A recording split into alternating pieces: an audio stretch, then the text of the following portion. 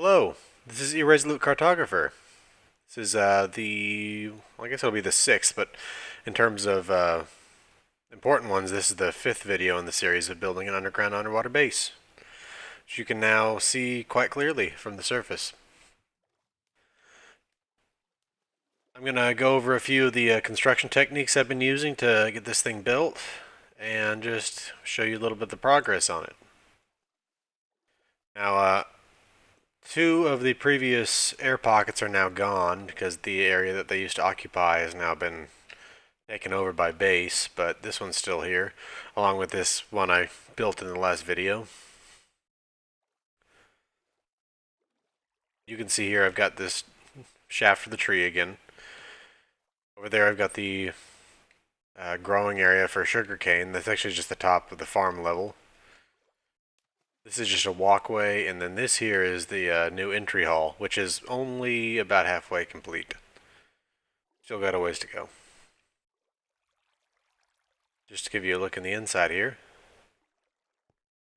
You can see I've been laying this thing out, and you'll notice that I've filled in these gaps in the wall with some diorite, and that's because they'll eventually not have anything in them at all, and I didn't want to waste glass in them. And I should have thought of that before I put glass in this right here, because this is eventually going to be the another shaft for trees coming up out of the other side. Here's the sugar cane growing area.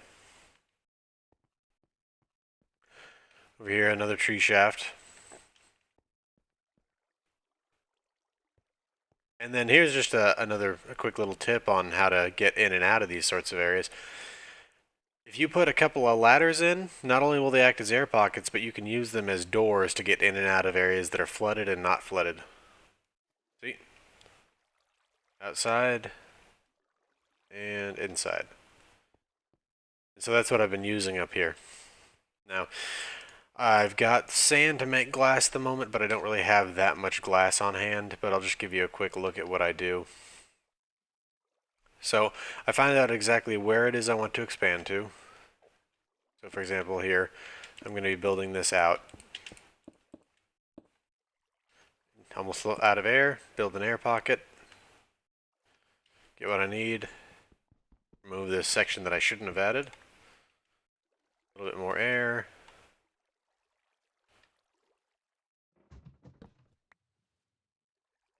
And back to it.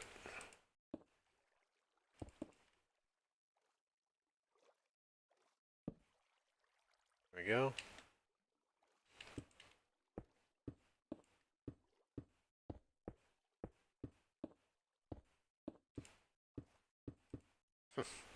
Seem to have a problem with that.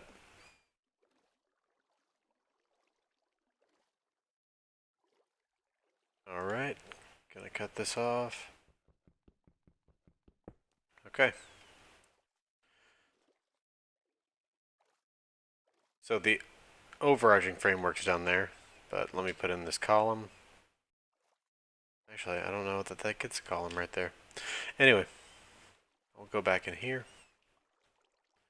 Alright, back inside again. And I'm going to drop down in here. Now, I've been trying to experiment with different ways of doing these shafts to make it so it's easier to get up and down, because right now it's very easy to get down, but very difficult to get up. This one I've been opening up a little bit more.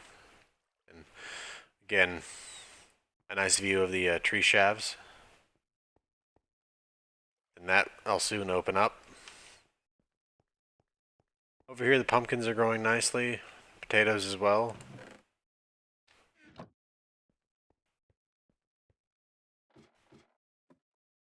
Wheat.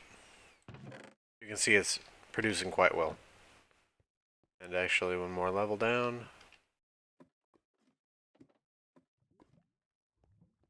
You got the carrots and the beets.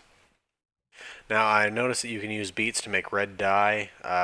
What else you can do with them, I actually haven't checked on that yet. Got these trees doing pretty well here. I got one planted there.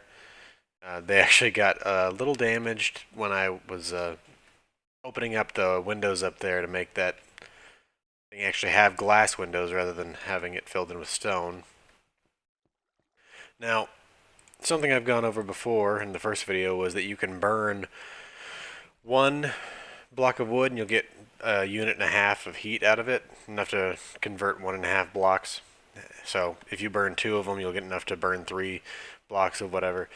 Well, burning a piece of coal will give you 8 units of heat, and then if you get a bucket of lava, you'll actually get 100 units of heat.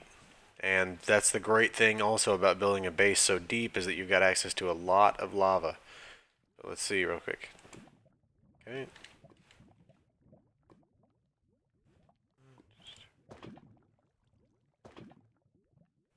Okay. Alright. Got 4 buckets of lava. Now, it's very dangerous to be deharvesting lava. I'd suggest you have a source of water nearby, because if you fall in, you need to be able to put yourself out rather quickly. See right here, I've been working on it a little bit. There's still some rough patches, but overall it is moving a little bit faster going up. And I've been converting stone from cobblestone into stone in these furnaces pretty much continuously. Now I'm going to need to make some glass.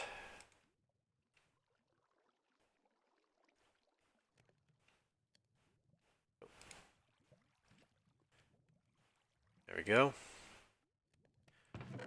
Just drop off a couple other things real quick. Okay. That'll do. And you might wonder, given that I've got so much stone already, why I would bother continuing to convert cobblestone into stone. And, well, you get a little bit of experience every single time you burn it. And if I've got so much cobblestone on hand, and I've got so much lava on hand, it doesn't make sense not to do it. Now, experience is something that you will use in enchanting in order to make better weapons, to give some of your tools some interesting capabilities, things like feather touch, which is very much so necessary if you're attempting to grow grass in one of these underground bases, unless you're willing to go through the effort of building basically a tunnel with a long line of grass running all the way down to your area where you're growing plants. And yeah, again, you'll notice it's just dirt down there. Now, once I get feather touch on a shovel, I'll be able to go out there and dig up a piece of dirt that has grass on it, plant it right next to there, and the grass will spread. Alright, so I'll show you a little bit more of my technique for expanding the base when it's underwater. Now, I grab some diorite just because I would use soil, but I really don't have much of it. I'll grab some of this from each one. Okay. And it's actually going to be faster just to take the ladder.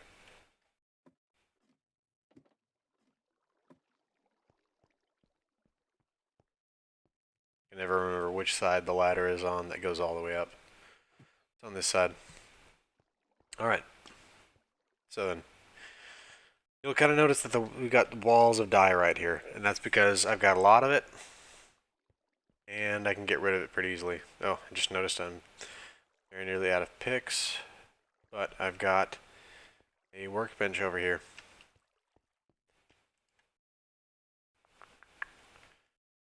Okay, here we go.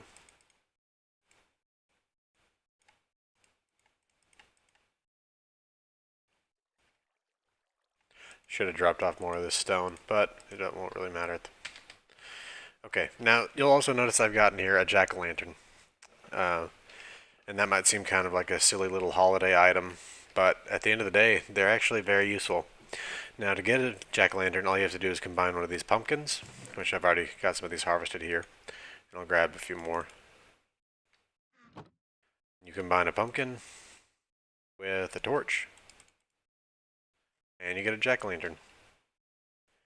Now, what use would a jack-o'-lantern be, you might be wondering? Well, it's a source of light, obviously, because of the torch. But the jack-o'-lantern is waterproof. So I can just go right out here, where it's dark, can't really see what I'm doing, drop a jack-o'-lantern.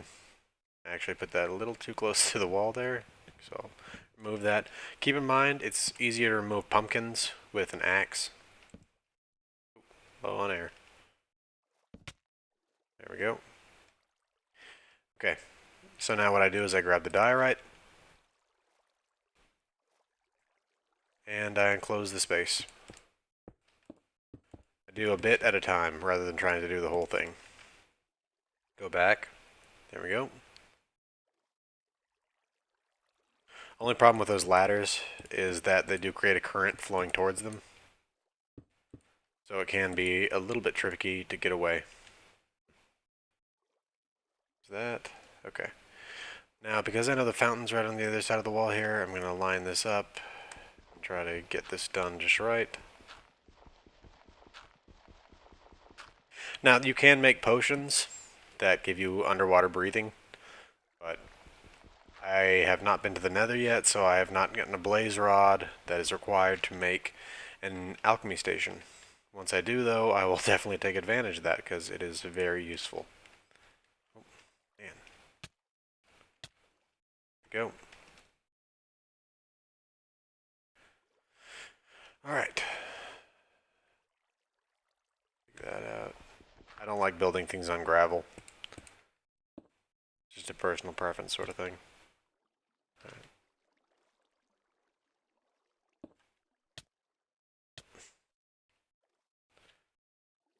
Sometimes I think I've gotten in there and I clearly haven't. Okay.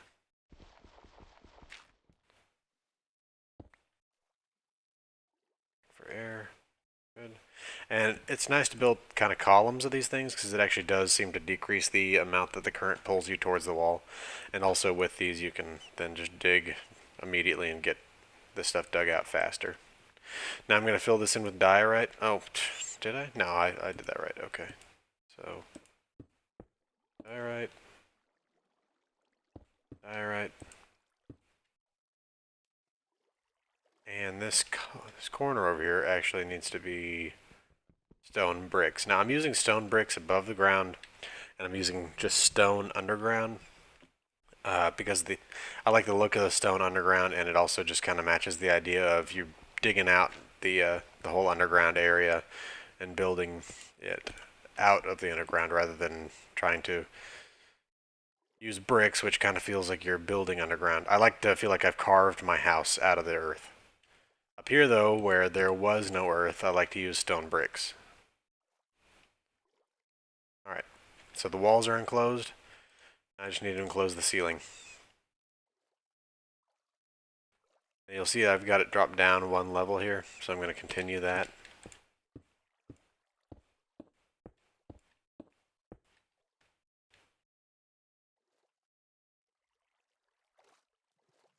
Sometimes it makes it difficult to get the air. Again, it's just currents. Probably got another ladder nearby that's causing a back current. I'm trying to move towards it. Yeah, that one right there. In fact, I'll just expand that whole area. Okay.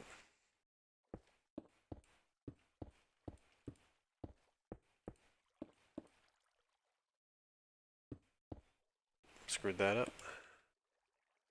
It's alright, I can fix it pretty easy. Oh, jeez. Broke a piece of glass I didn't intend to. Alright. There goes that. Now then. Again, if I had soil, I'd use it. I don't, unfortunately, so I'm going to have to use diorite. And I could really use anything, but diorite looks exactly the same before and after you've mined it. So I prefer to use something like that. I could also use granite or andesite, both of which I actually also have large quantities of. I just happen to settle on this. Cobblestone as well, but again, I'm trying to convert all my cobblestone or use it for tools. And as much as it might seem like I've got a huge amount of stone in there, I've actually used far larger quantities than that to build long rail lines in the past. And I'll probably get into doing something like that at some point.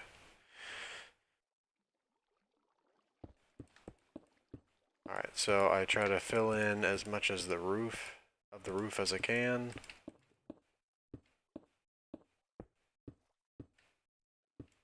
Walls are kind of closing in now in here.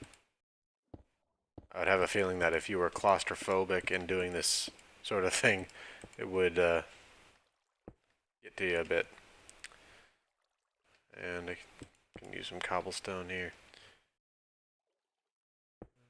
It's there. Okay. Alright, now I'm gonna cut out that ladder. Cut out that stone.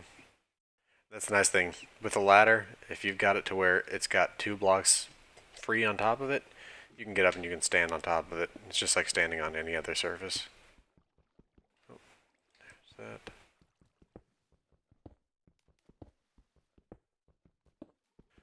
Kind of a slow process, but luckily this is a small room, so it shouldn't take too long. I've been doing this with every room I've been building on the surface.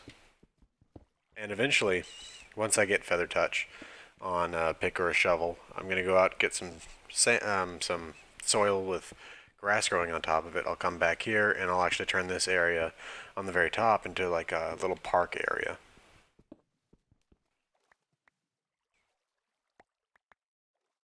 Eventually, I'm going to have to go out and I'm going to have to find some animals, bring them back through a tunnel. And I'm going to need to be growing grass as well for that, because sheep only regenerate wool when they eat grass. So you can actually have cows and chickens and stuff like that on plain dirt. You cannot do that for sheep.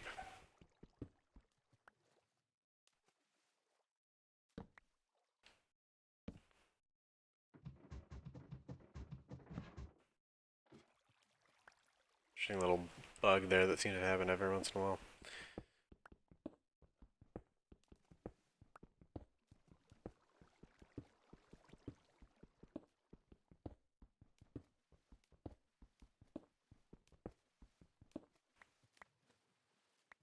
I found a myriad of lava rivers flowing through this place, and they all seem to be fairly full. The one I was harvesting from earlier was obviously quite empty, but I've been using that one pretty extensively. When I was building the carrot farm, I actually had to dig out quite a bit of lava over there, and I just filled some of it in because I wanted to get the carrot field done, and it would have just taken too long to actually clear all the lava out because we were looking at a 4 or 5 unit deep pool occupying about half the bed.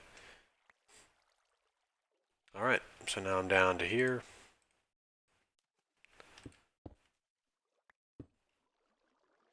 And the nice thing is, now that I get down to this level, I've got 2 units above this level, so I can actually just stand on the next level up and dig all this out rather than have to worry about hopping around and floating in the water and standing on top of ladders and stuff like that. I do wish I had just soil to do this with, because it would be much faster, but you do what you can with what you got.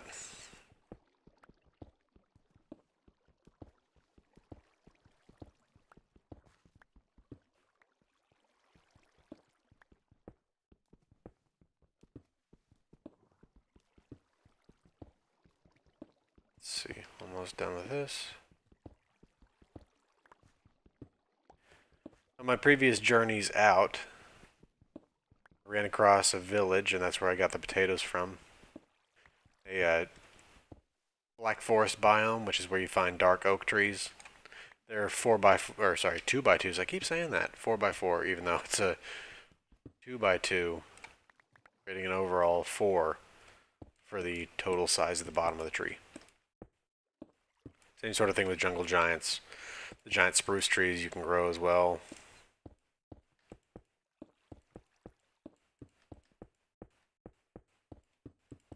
Alright, there goes the last of the water.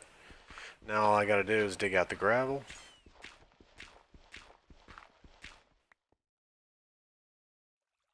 There's that. Again, those jack-o'-lanterns came very much in handy. I would definitely recommend them. The other alternative is stuff like glowstone, but that only comes from the nether. And whenever you break it, you lose a little bit of it. You can also make redstone lamps, but they require a source of redstone to power them. So for building underwater, these things really are quite ideal.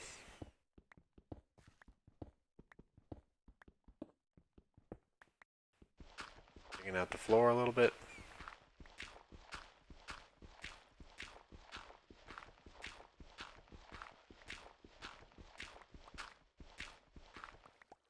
Okay.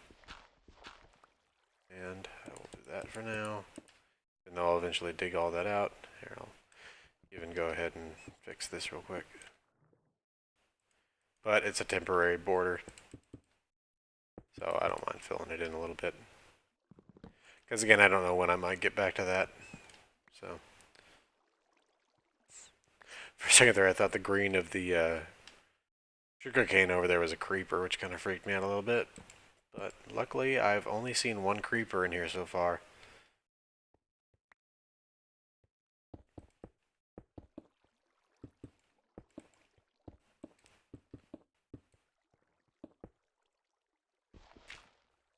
Alright. Oh, stuck under the ladder for a second there. But now my old little airlock system here is no longer useful, so I pull it out.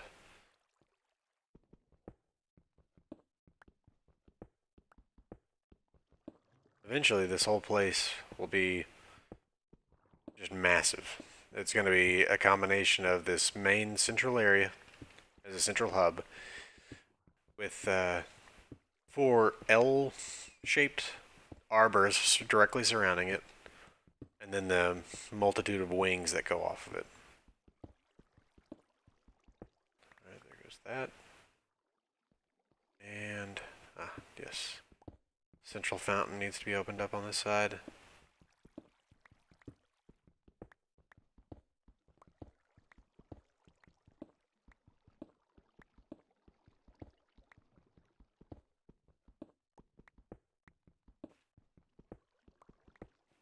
Alright.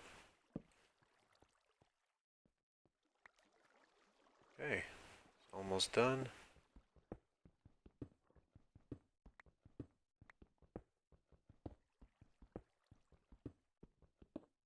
Okay. So last of the material out, last of the material in. And there's another opened up section. Just like what I did with all the other ones. This one was a bit more difficult because I had to figure out exactly where the windows were and everything like that. I got that done, and they even opened up those windows up there. And I left this all here as gravel and everything because that wall is eventually just going to be gone as this arbor here wraps around this corner to where I've got a walkway going through here. Still got to expand the sugarcane field. But anyway,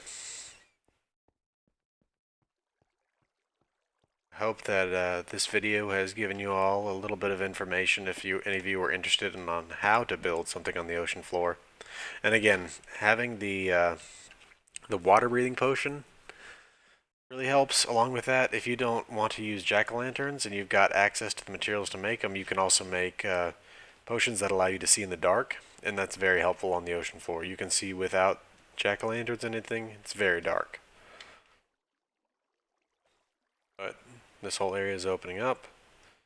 I can even do something like this, where I can take these jack-o'-lanterns in order to guide myself back in this main entrance. Oop, better get in here before I drown. Now I've got those lights up there.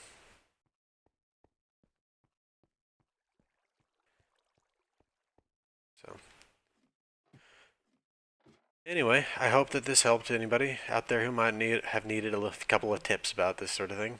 So, thanks for watching.